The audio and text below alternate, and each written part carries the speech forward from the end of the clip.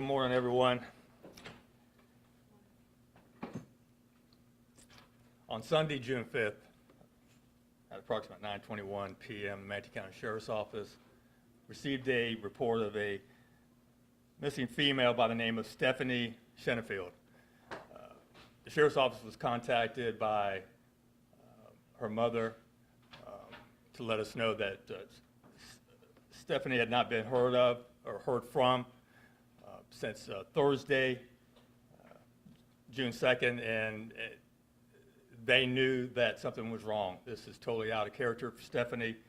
She had not contacted anyone. They had not seen her. Friends were behind the scenes calling other friends, just trying to make sure that she was okay and no one could reach her. Monday morning, Detective Nate Boggs was assigned this case and began to urgently try to locate Stephanie. While talking to friends and talking to her mother, he began to try to pinpoint a timeline to determine where Stephanie was last located. With the help of Stephanie's roommate, he was able to obtain her computer. He was able to get into the computer and start to check some of the information that she had in reference to her accounts. And he was able to determine that on Friday, June 3rd, at 1:20 a.m., Stephanie arrives by Uber at 224 30th Street East of Palmetto. This is the residence of William Redden. He's 51 years of age.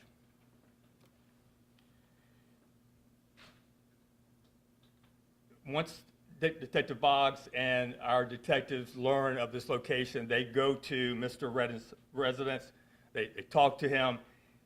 He verifies that Stephanie was there on that Friday. He tells them that they hung out for a while and that Stephanie left the residence that next morning. He gives detectives consent to look throughout the residence. They find out that Mr. Redden had numerous cameras outside of the home and also inside the home. He allows them to take the DVR for these cameras. He tells them that they do not record inside of the residence. He was wrong. Detectives start to view the content on the DVR and determine that Stephanie was in fact there, and this is what we know. At some time during the night,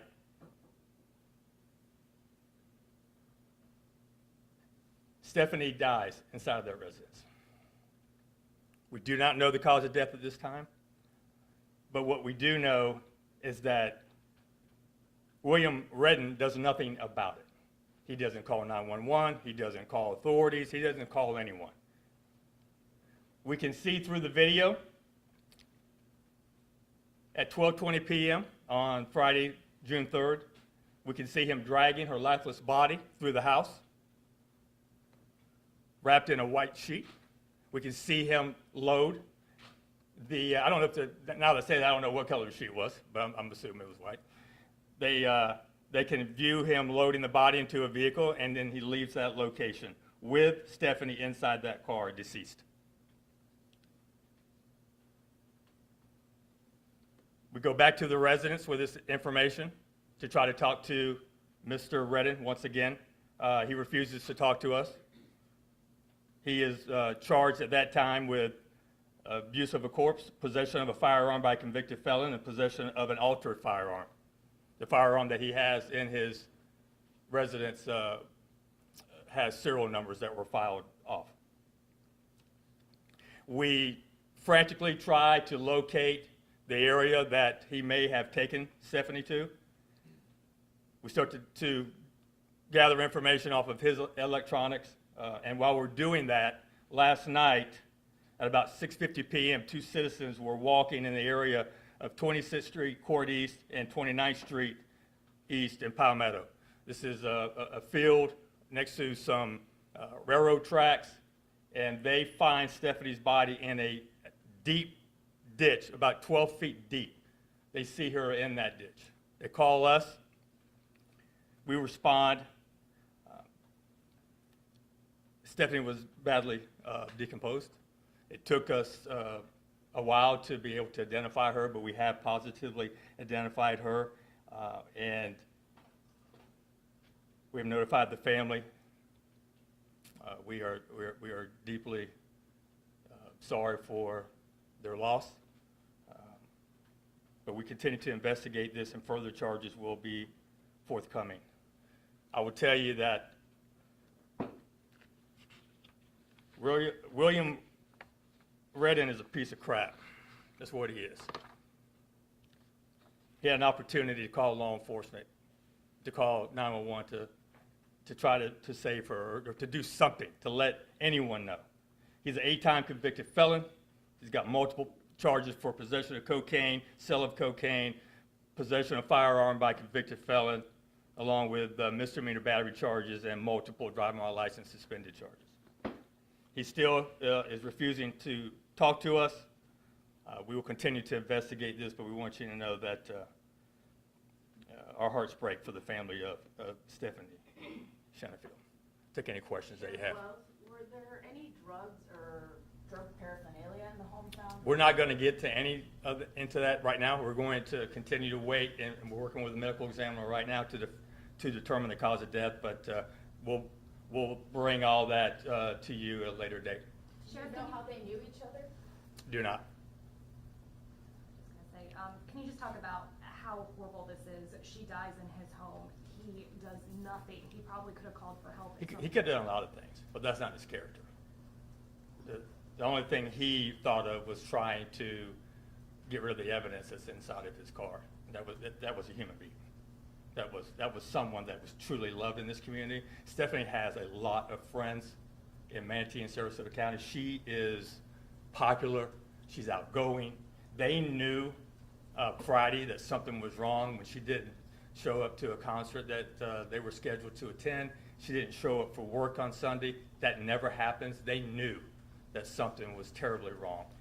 And he could have put an end to that by calling us early Friday morning, but he chose not to. In the video, is there anything of like him striking her or anything like that? We're not going to get into that right now, Tim, only because we need to determine the exact cause of death. And we will get back with you and make sure that you have all that information. But we don't want to speculate at this time because we just don't know. How helpful were those surveillance cameras, especially him saying that they didn't work, knowing that they did capture that video? That made the entire case. They gave us everything that we needed. Thankfully, he's ignorant and didn't know that because it worked for us. Sheriff, family and friends have been raising money, looking for Stephanie, printing flyers for a week, and you had a suspect in custody for that entire time? No, we did not. No, we Can did you not. explain that? I mean, We found out Wednesday, after looking at some of the video surveillance, that there were some possible evidence inside that house. He was charged yesterday, on Thursday, with the abuse of a corpse and the possession of a firearm. So he was charged yesterday. See, unfortunately, when all this is going on, Stephanie's already deceased. By the time they start notifying us, by the time we start to get the word out to the media, by the time they are printing flyers, she's already deceased in that ditch.